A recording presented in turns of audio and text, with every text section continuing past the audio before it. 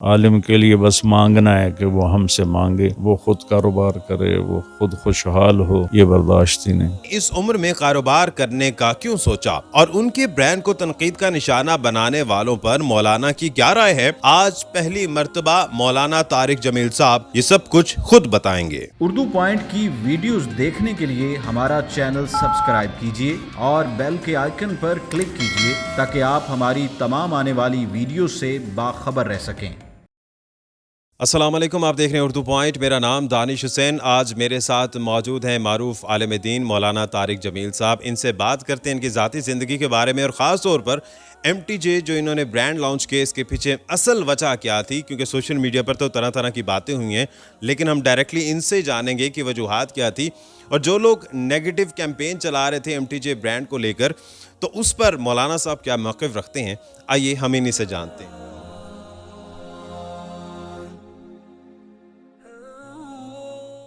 مولانا صاحب، آج کل آپ کے برانڈ کے بڑے چرچے ہیں MTJ، یہ خیال کیسے آیا؟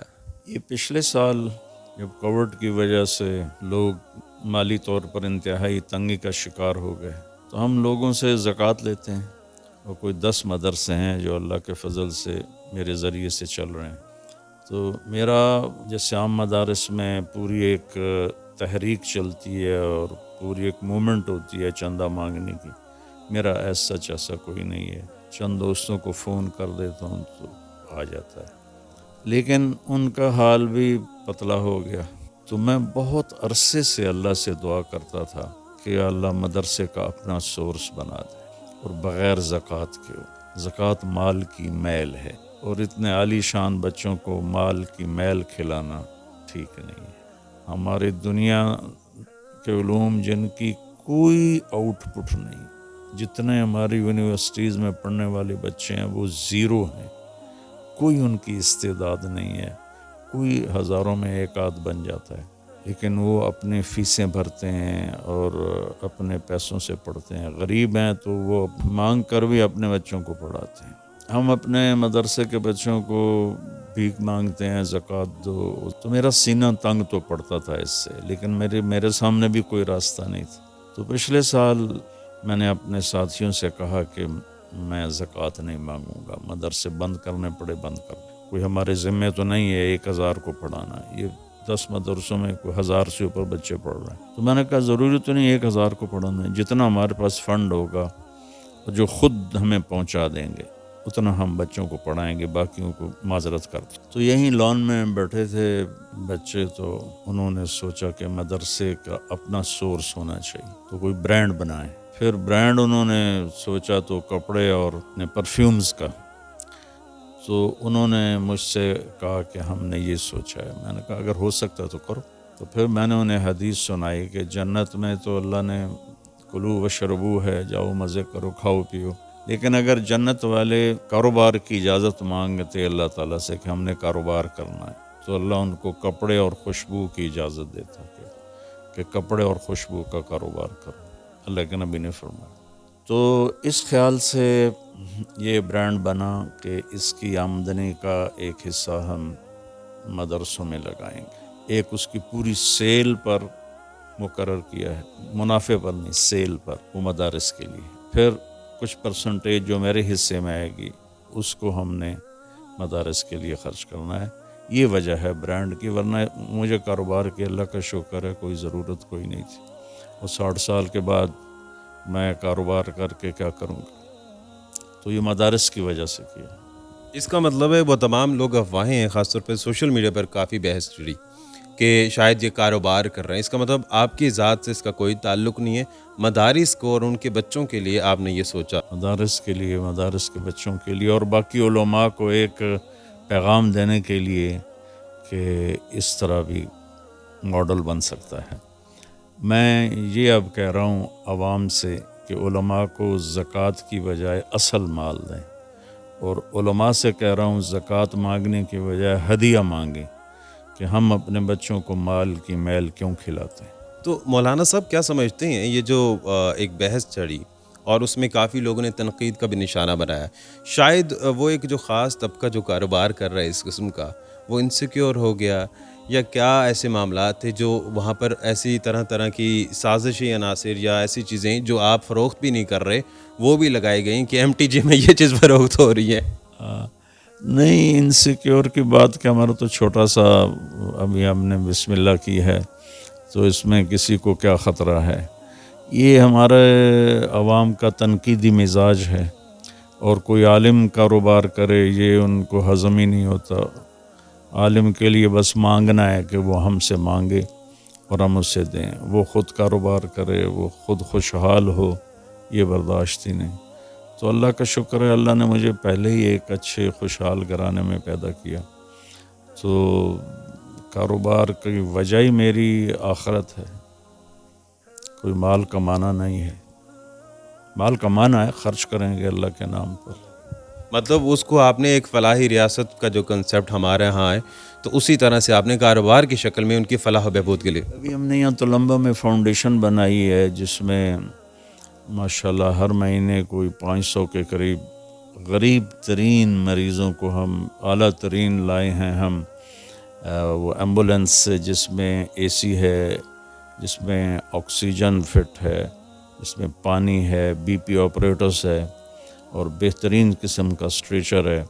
ساری ایمبولینسیں کیری ڈبے میں ہیں، لیکن ہم نے ایک اچھی گاڑی لی ہے اور اس کو ویل اکوپڈ کیا ہے. ہم اس کو میاں چنو بھیجتے ہیں، ملتان بھیجتے ہیں. تو ہمارے فاؤنڈیشن میں تو ماشاءاللہ پہلے ہی یہ خدمت ہو رہی ہے. غریب لوگوں کی، بچیوں کی شادیاں کرانا، ٹوٹے گھروں کو ٹھیک کرانا. میرا علاقہ سراؤنڈنگ تو بہت غریب لوگ. تو یہ جو تنقید خاص طور پر کی جا رہی ہے ہمارے ہاں، کیا ابھی بھی ایکسیپٹیبلٹی نہیں ہے کہ علماء کرام سے ہم کوئی دنیاوی کام، یہ بھی جس طرح سے آپ نے کہا کار خیر کے لیے کیا ہے، لیکن پھر بھی کاروبار چونکہ دنیاوی کام ہے تو ہم لوگ کیا ابھی بھی توقع نہیں کرتے کہ علماء کرام یہ کام نہیں کر سکتے؟ جی مجھے تو یہی خیال ہے کہ ہمارے عوام یہ کہتے ہیں کہ علماء کا کام پڑھانا ہے، تجارت نہیں.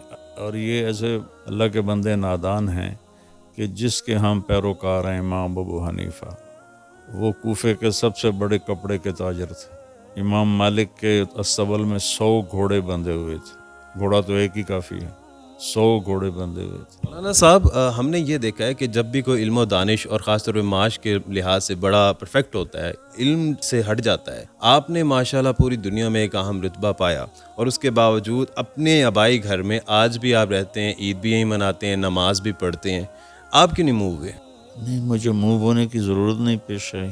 ویسے فیصل آباد میں بھی گھر ہے، لاہور میں بھی ہے، تو آنا جانا رہتا ہے. لیکن میری جگہ وہ ہے جہاں میرے ماں باپ دفن ہیں. مجھ سے ایک سوال کیا جاتا ہے، آپ پوری دنیا پھرا ہوں میں 2 دفعہ ایسے راؤنڈ دی کلاک، تو آپ کا سب سے زیادہ دل کہاں لگتا ہے، یا آپ کو سب سے زیادہ اچھی جگہ کون سی لگتی ہے؟ تو میں نے کہتا ہوں میرا گاؤں. تو میری اس کے ساتھ ایک گہری وابستگی ہے.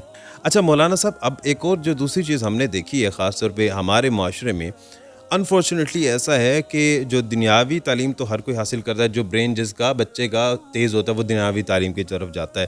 جو کمزور ہوتا ہے مینٹلی، فزیکلی یا فائنینشلی، اس کو ہم دینی تعلیم دیتے ہیں، اس طرف لے کر جاتے ہیں. آپ ماشاءاللہ لینڈ لارڈ ہیں، ذمہ دار ہیں، سارا معاملات آپ کے بہت اچھے ہیں. تو یہ منفرد چیز جو ہے، آپ کو کیا لگتا ہے کہ ہمارے معاشرے میں یہ واقعی ہے؟ اتفاق کرتے ہیں اس بات سے؟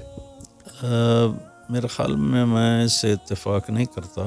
جو بچے بھی مدرسوں میں جاتے ہیں شوق سے جاتے ہیں، اور ہر قسم کے بچے ہوتے ہیں. اچھے مالدار گھرانوں سے بھی ہوتے ہیں، میڈیاکر بھی ہوتے ہیں، لیکن اتنی بات ضرور ہے کہ اکثر غریب ہوتے ہیں. غریب بچوں کی تعداد بہت زیادہ ہے.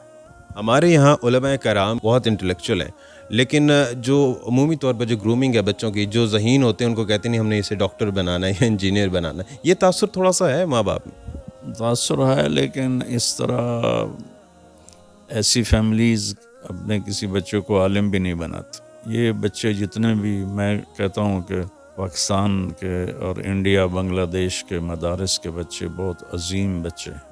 یہ اپنے شوق سے آتے ہیں، اور مدرسے کی زندگی ٹف لائف ہوتی ہے. وہ سہولتیں نہیں ہوتی جو دنیاوی یونیورسٹیز میں ہوتی ہیں، لیکن وہ اس پر کمپرومائز کرتے ہیں اور اپنی زندگی کے 11 سال گزارتے ہیں. بہت بڑا جہاد ہے، قابل احترام ہے یہ بچے۔ آپ کے برانڈ MTJ کو لے کر سوشل میڈیا پر بڑی نیگیٹو کیمپین چلی، آپ اس کیمپین کو نیگیٹو سمجھ رہے ہیں یا پازیٹیو؟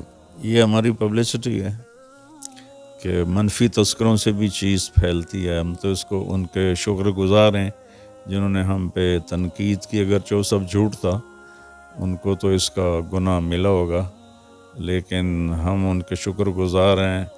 ہم نے مارکیٹنگ کے لیے 1 روپیہ بھی اب خرچ نہیں کیا، ان دوستوں نے ہماری مارکیٹنگ کر دی ہے، میں اس کو پازیٹیو ہی دیکھتا ہوں۔ بہت شکریہ مولانا طارق جمیل صاحب ہمارے ساتھ ہی موجود تھے، اور خاص طور پہ یہ جو برانڈ کو لے کر جو چہمگوئیاں تھیں اور جو تاثر دیا جا رہا تھا رومر سے، اس کو آپ نے کلیئر کیا، بہت شکریہ آپ کا۔ اسی کے ساتھ ہی اپنے میزبان اور مولانا صاحب کو اجازت دیجیے، ایک نئی ویڈیو کے ساتھ دوبارہ واپس آئیں گے۔ اللہ نگہبان۔